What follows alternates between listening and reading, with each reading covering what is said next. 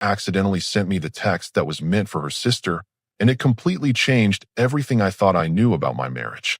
3 weeks later, when she walked through our front door with divorce papers, she got the shock of her life. It was a Tuesday afternoon, and I was sitting in the real estate office, about to sign the final documents for our new house. We've been looking for months, and this place was perfect. 3 bedrooms, 2 baths, nice neighborhood. The kind of place where we could build a real future together. At least, that's what I thought we were doing. My phone buzzed with a text message. I glanced down expecting some routine message, maybe her asking how the closing was going.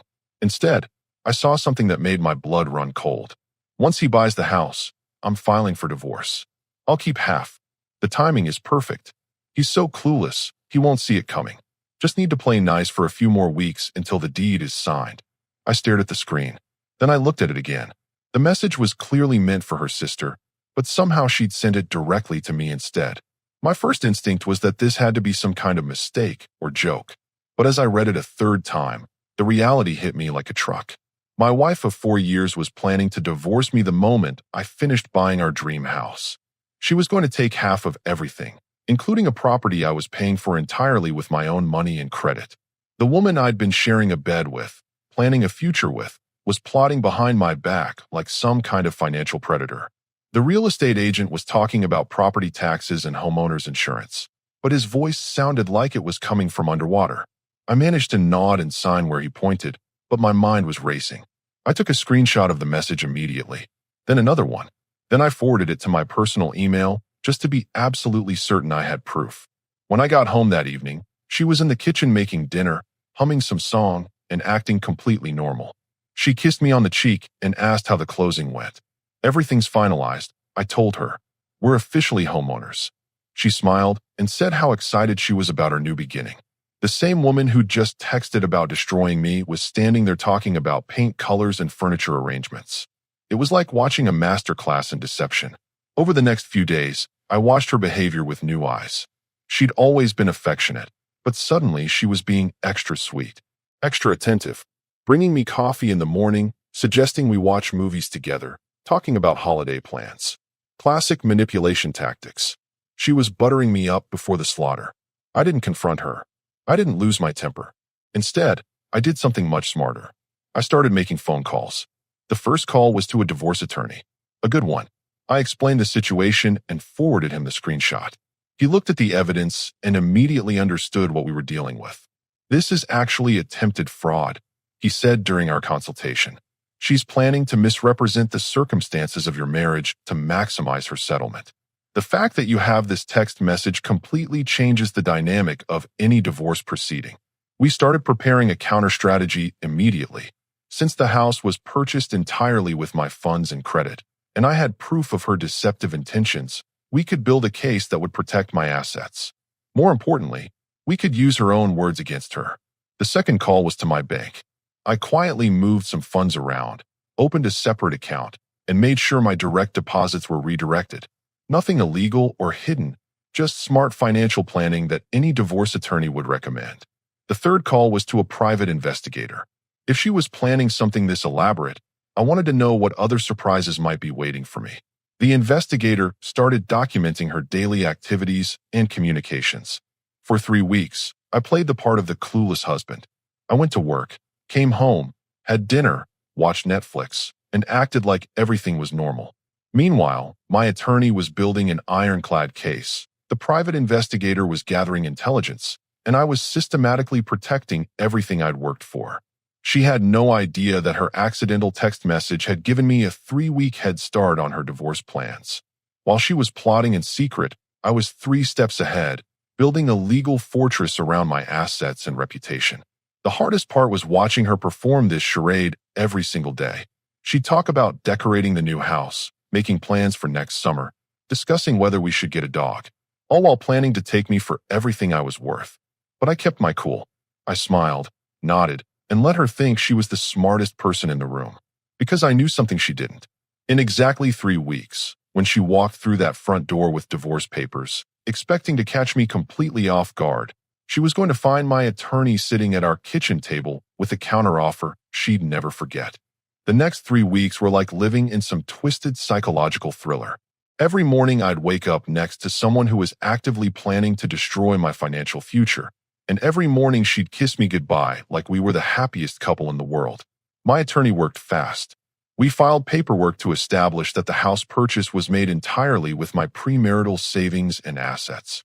Since she hadn't contributed a single dollar to the down payment, closing costs, or mortgage qualification, we had a strong case for separate property classification.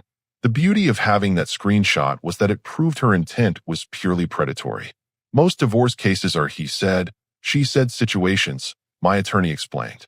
But you have her own words, in writing, admitting to a calculated plan to defraud you. This changes everything. Meanwhile, she was ramping up her performance. She started cooking my favorite meals more often, suggesting we take weekend trips to furniture stores for the new house, and even brought up the idea of renewing our wedding vows next year. The audacity was actually impressive. One evening she was scrolling through Pinterest, showing me kitchen renovation ideas. "Look at these marble countertops," she said, snuggling up next to me on the couch. "Wouldn't they look amazing in our new place?" Our new place.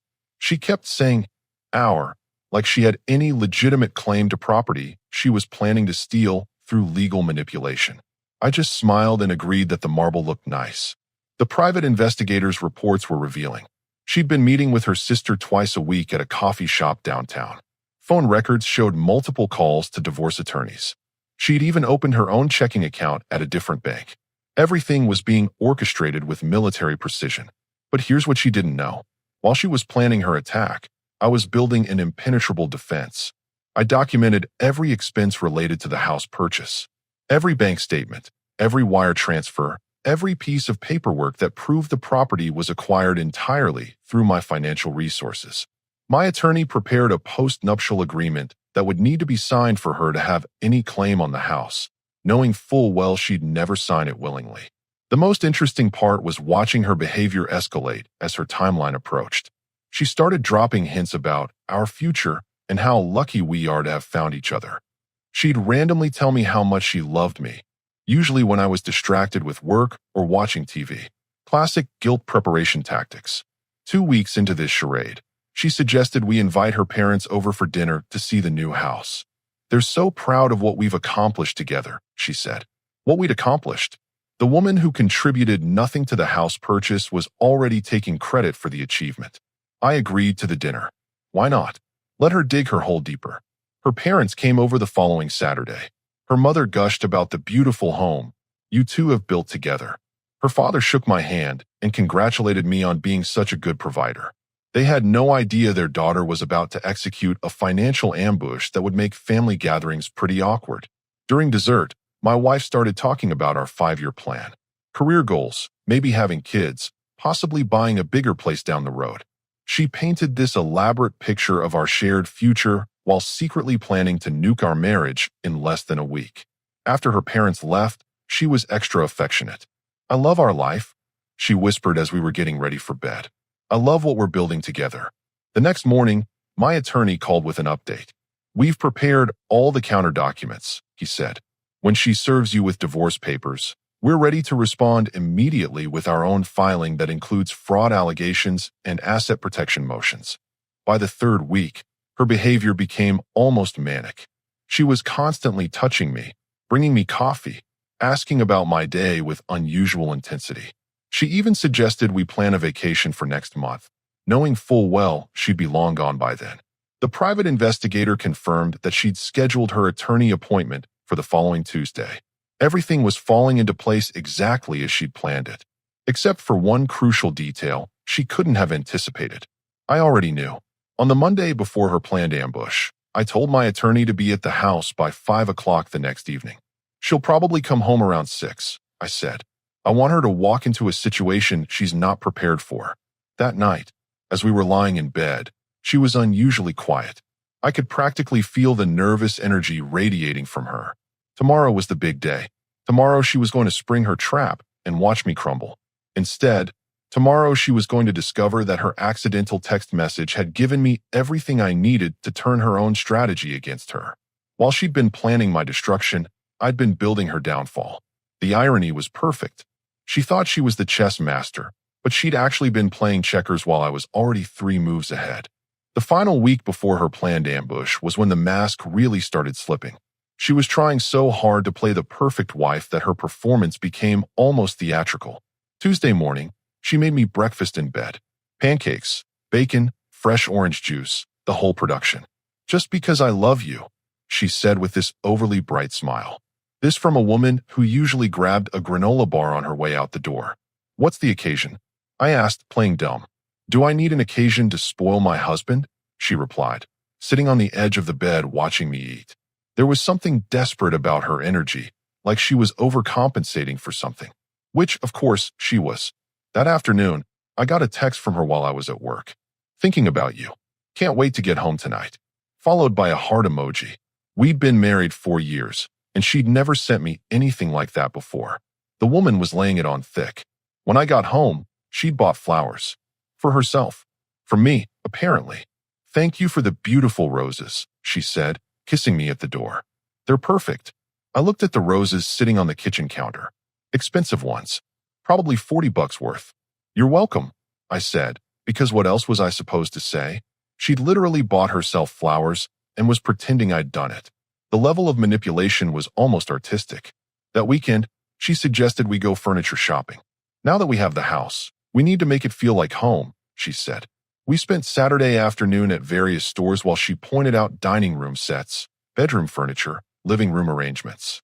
"This sectional would be perfect for our family room," she said, sitting on a leather couch that cost more than most people's cars. "And look, it comes with a 10-year warranty." Our family room. 10-year warranty. She was planning to divorce me in less than a week, but she was talking about furniture warranties that would outlast our marriage by about 9 years and 11 months. The sales associate started talking about financing options and delivery schedules. My wife was taking notes, asking questions about fabric protection, discussing color coordination. Academy Award-level acting. "Should we get it?" she asked, looking at me with those big, innocent eyes. "Let's think about it," I said. "It's a big decision." She seemed disappointed but didn't push. Smart move. Pressuring me too hard might have blown her cover. Sunday night, she started talking about holiday plans. Thanksgiving was still 2 months away, but she was already discussing who to invite, what to cook, how to decorate the new house. "Your parents haven't seen the place yet," she said. "We should have them over for Thanksgiving dinner. Really show off our new home." Our new home. The property I'd purchased entirely with my own money was somehow becoming ours in her mind, or at least in her performance. Monday morning, she left early for work but texted me around noon. "Missing you today. You're the best thing that ever happened to me." The private investigators' report that afternoon confirmed she'd spent her lunch break at a law office downtown. While she was texting me love messages, she was literally finalizing the paperwork to destroy our marriage. That evening, she was extra clingy. She wanted to cuddle on the couch, watch romantic comedies, talk about our future.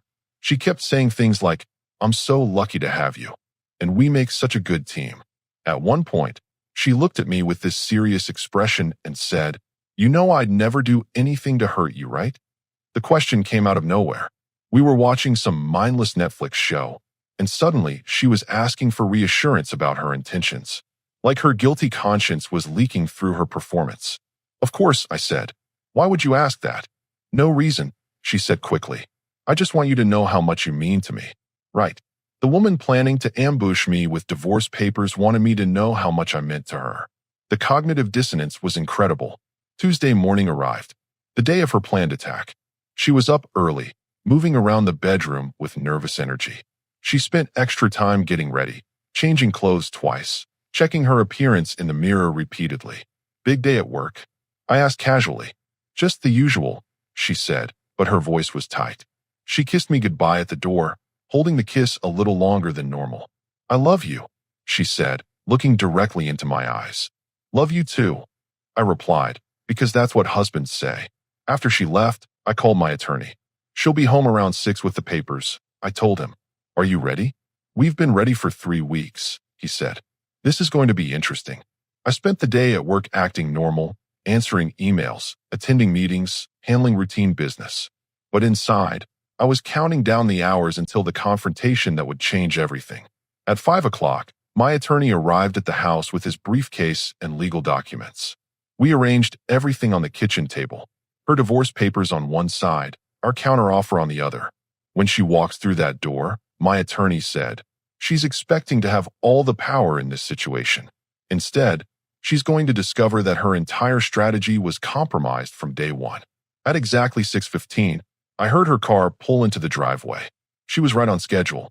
Time to find out how good an actress she really was when the script got flipped. I heard her keys jingling at the front door, followed by the sound of her heels clicking across the hardwood floor. She was walking with purpose, confident, and ready to execute her plan. The plan I'd known about for 3 weeks. "Honey, I'm home," she called out in that artificially cheerful voice she'd been using all week. "Kitchen," I replied calmly. Her footsteps stopped abruptly when she reached the doorway. I was sitting at our kitchen table, completely relaxed, hands folded in front of me. Across from me sat my attorney in his navy suit, briefcase open, legal documents spread across the surface. The look on her face was priceless. Pure shock, followed immediately by confusion, then a flash of panic she tried desperately to hide. Her hand was still gripping a manila envelope that I knew contained divorce papers. "What's going on?" she asked, trying to recover her composure. But her voice had gone up half an octave. "Have a seat," I said, gesturing to the empty chair between us. "We need to talk." She didn't move. Her eyes darted between me and the attorney, clearly trying to process this unexpected scenario. This wasn't how her ambush was supposed to go. "Who is this?" she asked, though she obviously knew exactly who he was. "This is my attorney," I said. "And before you ask, yes, I know about your little plan." The color drained from her face. She clutched the manila envelope tighter against her chest like it was some kind of shield. "I don't know what you're talking about," she said, but her voice was shaking now. I pulled out my phone and read her text message word for word. "Once he buys the house, I'm filing for divorce. I'll keep half. The timing is perfect. He's so clueless, he won't see it coming." She stared at me like I'd just performed magic. Her mouth opened and closed without making any sound. "You sent that to me by mistake 3 weeks ago," I continued. "Meant for your sister, I assume. But you hit my name instead of hers in your contacts." My attorney cleared his throat. "Mrs., I'm representing your husband in this matter. We're aware of your intention to file for divorce, and we're prepared to respond accordingly." She finally found her voice. "This is ridiculous. That text was taken out of context. I was just venting to my sister about marriage problems. Everyone does that." "Really?" I said. "So when you said, once he buys the house, that was just venting? When you said, I'll keep half, that was just casual conversation?" Her lawyer coach deflection wasn't working, and she knew it. "Look," she said, setting the envelope on the counter and trying to shift into damage control mode. "Maybe we should discuss this privately, without lawyers." "Too late for that," I said. "You've been planning this ambush for months. Meeting with divorce attorneys, opening separate bank accounts, plotting behind my back. The time for private discussion was before you decided to commit fraud." "Fraud?" she repeated, her voice cracking. My attorney leaned forward. "Attempting to claim marital property rights to assets you know you have no legitimate claim to constitutes attempted fraud. Your husband purchased this house entirely with his separate funds. You contributed nothing to the down payment, closing costs, or mortgage qualification. Yet your plan was to claim 50% ownership through deceptive legal maneuvering." She looked at me desperately. "This is our marriage, our home, everything we built together. What did we build together?" I asked calmly. "Name one thing you contributed to this house purchase. $1, one signature, anything." She couldn't answer because there was no answer. "Here's what's going to happen," my attorney continued. "We have a counteroffer for you." He slid a document across the table. She picked it up with trembling hands. "This is a post-nuptial agreement," he explained. "It clearly defines separate property ownership based on actual financial contribution. If you want to proceed with divorce, you'll sign this first, acknowledging that you have no claim to property purchased entirely with your husband's separate assets." "And if I don't sign?" she asked quietly. "Then we file our own divorce petition," I said, "with fraud allegations. We'll present your text message as evidence of attempted financial fraud. We'll subpoena your communications with your sister, your meetings with divorce attorneys, your bank records. Everything gets exposed in open court." Her face went completely white. "We'll also seek attorney fees and court costs," my attorney added. This kind of attempted fraud can have serious legal consequences beyond just the divorce proceedings. She stared at the document in her hands. Her grand plan was crumbling in real time. I need time to think about this, she said weakly. You've had months to think, I replied. While you were planning to ambush me, I was preparing for this exact moment. You wanted to play games with our marriage? Fine. But you forgot one important thing. What's that? She whispered. I leaned back in my chair and smiled. I'm better at games than you are. The manila envelope she'd brought home was still sitting on the counter, unopened. Her master plan had become completely irrelevant in the span of 15 minutes. So what's it going to be? I asked. Sign the agreement, and we can handle this like adults, or refuse and watch your reputation get destroyed in public court proceedings? She looked at the post-nuptial agreement again, then at me, then at my attorney. The woman who'd walked through the door 20 minutes ago ready to destroy my financial future was now completely powerless. Her hands were shaking as she reached for a pen. She held the pen over the document for a long moment, her hand visibly trembling. Then she set it down and looked up at me with desperate eyes. Wait, she said. This isn't fair. You're blindsiding me. I almost laughed. I'm blindsiding you? You were literally walking through that door to serve me divorce papers without any warning, planning to take half of a house you never paid for. But somehow I'm the one being unfair. That's different, she said, her voice getting defensive. I'm your wife. I have rights. My attorney pulled out another document. Actually, let's talk about those rights. We've documented every financial transaction related to this marriage. The house down payment came from your husband's personal savings account that he opened 2 years before you got married. The closing costs were paid from the same account. His credit score alone qualified for the mortgage. His income alone supports the monthly payments. He spread out bank statements and financial records across the table. Your contribution to this marriage has been approximately $400 per month toward groceries and utilities. That's it. You've never paid a mortgage payment, never contributed to home maintenance, never even paid for homeowner's insurance. She stared at the financial records like they were written in a foreign language. But I gave up career opportunities, she said weakly. I supported his ambitions. You work full-time at a marketing firm, I said. What career opportunities did you give up? What ambitions did you support? You've never even asked about my work goals. The desperation in her eyes was growing. Her carefully planned ambush had turned into a complete disaster. Look, she said, trying a different approach. Maybe we can work this out. We don't need lawyers. We can go to counseling. Counseling, I repeated. You spent 3 weeks lying to my face while secretly planning to destroy me financially, and now you want to work it out? My attorney cleared his throat.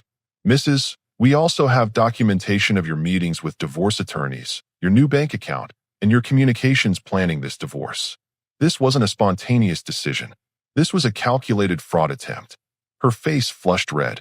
You had me followed? We protected our client's interests, my attorney replied, which was necessary given your deceptive behavior.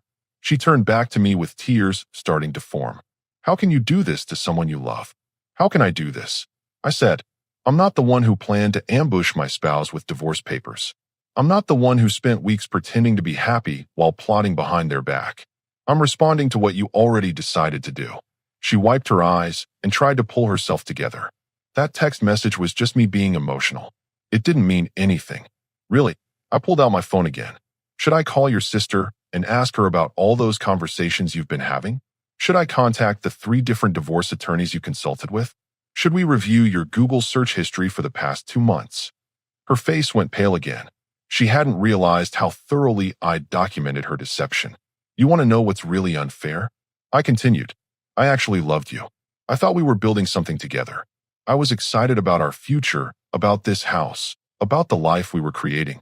While I was planning our tomorrow, you were planning my destruction. The tears were flowing freely now, but I wasn't buying the performance anymore. I'm sorry, she whispered. I made a mistake. People make mistakes. This wasn't a mistake, my attorney said firmly. This was fraud. Mistakes are accidents. This was months of deliberate planning. She looked at the post-nuptial agreement again, then back at me. If I sign this, what happens to me? You get exactly what you contributed to this marriage, I said. Your personal belongings, your car that you pay for, your 401k, your clothes, your jewelry. Everything that's actually yours. But where will I live? That's not my problem anymore, I said. You should have thought about that before you decided to blow up our marriage. She picked up the pen again, then set it down. This feels like extortion. My attorney laughed. Extortion would be threatening to expose your fraud unless you pay us money. We're offering you a clean divorce with no fraud charges in exchange for not stealing property that doesn't belong to you. That's called mercy. Sign the document, I said, or we go to court and let a judge decide. But I promise you, when that judge sees your text message and hears about your secret planning, you're going to wish you'd taken this deal. She stared at me for a long moment. The woman I'd married was completely gone, replaced by someone desperate and calculating. You've changed, she said quietly. You used to be kind. I used to be naive. I corrected. I used to trust people who didn't deserve it. But you taught me a valuable lesson about protecting myself. She finally picked up the pen and signed the document. Her signature was barely legible. Her hand was shaking so badly. There, she said, sliding it back across the table. Are you happy now? I looked at the signed agreement, then back at her. Happy? No, but I'm protected. And after what you tried to do to me, that's more important than happiness. My attorney collected the documents and placed them back in his briefcase. We'll file the divorce petition tomorrow morning. Given that both parties agree to the terms, this should be finalized within 60 days. She stood up slowly, like she'd aged 10 years in the past hour. I'll get my things. Take your time, I said. But everything stays that belongs to the house. She nodded and walked toward the stairs. At the bottom step, she turned back to me. You know what the really sad part is? She said. I actually did love you once. Once, I repeated. But not enough to be honest with me. Not enough to respect me. Not enough to build something real instead of planning to destroy me. She didn't have an answer for that. She went upstairs to pack her life into boxes, while I sat at the kitchen table with the satisfaction of knowing that her betrayal had ultimately protected me from a much worse fate. 2 hours later, she came downstairs with 3 suitcases and a defeated expression. She'd been crying, but I wasn't interested in offering comfort to someone who'd tried to destroy my financial future. I'll be back this weekend for the rest of my things, she said quietly. Fine, but call first, I replied. And remember, furniture, appliances, anything that came with the house stays here. She nodded and headed for the door. At the last moment, she turned back. For what it's worth, I really am sorry. Sorry you got caught, I said. Not sorry you tried to do it. She didn't argue with that assessment. The front door closed behind her, and just like that, 4 years of marriage was over. My attorney packed up his briefcase. Well handled, he said. Most people would have lost their temper and made emotional decisions. You stayed strategic throughout the entire process. What happens now? I asked. We file the divorce petition tomorrow. Since she signed the post-nuptial agreement, there won't be any property disputes. No alimony since it was a short marriage and she works full-time. Should be finalized in about 8 weeks. After he left, I walked through the house alone. My house now. Completely and legally mine. The kitchen where we'd had our final confrontation, the living room where she'd pretended to plan our future, the bedroom where she'd lied to me for weeks while plotting my destruction. The silence was actually peaceful. 3 weeks earlier, I'd been a trusting husband about to get financially destroyed by someone I loved. Tonight, I was a single man who owned his home outright and had learned some valuable lessons about protecting himself. The divorce proceedings went exactly as my attorney predicted. She tried to contest the post-nuptial agreement initially, but when her lawyer saw the evidence we had, he advised her to accept the terms. The text message, the documented meetings with other attorneys, the timeline of her deception, it all painted a picture of attempted fraud that no judge would have sympathy for. 8 weeks later, I received the final divorce decree in the mail. Officially single, with complete ownership of my house and no financial obligations to my ex-wife. 6 months after that, I was sitting on my back deck with a beer, watching the sunset through the trees in my backyard. The same backyard she'd wanted to landscape as part of our future plans. The same property she tried to claim half ownership of through legal manipulation. My phone buzzed with a text message. For a split second, I wondered if it might be her. But it was just a friend asking if I wanted to grab dinner. I deleted her number months ago, blocked her on social media, cut off all contact completely. Some people believe in staying friends with ex-spouses, but when someone tries to commit fraud against you, friendship isn't really an option. The funny thing is, her accidental text message was the best thing that ever happened to me. If she'd been more careful with her communications, I would have walked into her ambush completely unprepared. I would have lost half my house, probably paid alimony, and spent years in expensive legal battles. Instead, her own carelessness gave me everything I needed to protect myself and turn her strategy against her. I learned some important lessons from the whole experience. First, trust isn't something you give automatically just because you're married to someone. People are capable of incredible deception when money is involved. Second, documentation is everything. Screenshots, financial records, attorney consultations, all of it became crucial when the situation went legal. Most importantly, I learned that sometimes the people closest to you are the ones planning to hurt you the most. She had intimate access to my finances, my plans, my vulnerabilities. She used that access to plot against me while pretending to love me. But I also learned that I'm tougher than I thought I was. When someone betrays you that completely, you have two choices. You can fall apart, or you can get strategic and protect yourself. I chose strategy, and it saved me from financial ruin. These days, I'm careful about who gets access to my personal information. I keep my finances private. I pay attention to behavior patterns and inconsistencies. I'm not paranoid, but I'm definitely more aware. The house turned out to be a great investment. Property values in the neighborhood have gone up significantly. The same property she tried to steal half of is now worth considerably more than what I paid for it. Sometimes I wonder how her life turned out. Did she learn anything from the experience? Did she ever acknowledge to herself that what she tried to do was wrong? But mostly, I don't think about her at all. That accidental text message taught me that people will reveal their true intentions when they think no one is watching. She thought she was the smartest person in the room, carefully orchestrating my downfall. But her own carelessness exposed her plan and gave me the power to turn the tables completely. In the end, she got exactly what she deserved. Nothing. And I got exactly what I worked for. Everything. The moral of the story is simple. When someone shows you who they really are, believe them. And when they try to destroy you, make sure you're the one left standing when the smoke clears. Our story has come to an end. If you've made it this far, how about subscribing to our channel? It helps us immensely. I've selected 2 other videos for you that I'm sure you'll enjoy. Feel free to click on them. I'll be waiting for you in the next story. See you soon.